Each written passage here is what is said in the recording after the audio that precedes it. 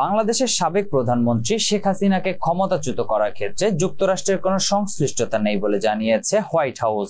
সম্প্রতি গণ অভ্যুত্থানের মাধ্যমে ক্ষমতা ও দেশ থেকে বাধ্য হয়েছেন হাসিনা। তার ক্ষমতাচ্যুতির বিষয়ে যুক্তরাষ্ট্রকে দায়ী করেছে কেউ কেউ। এর জবাবে সোমবার হোয়াইট হাউস স্পষ্ট জানিয়েছে, হাসিনা ক্ষমতা হারানোর পেছনে কোন রকম যোগসূত্রতা নেই যুক্তরাষ্ট্রের।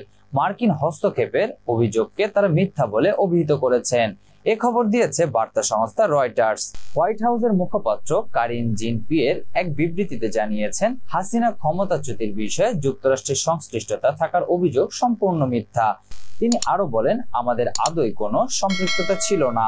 যুক্তরাষ্ট্রকে জড়িয়ে যে কোনো খবর বা গুজব নিছক মিথ্যা।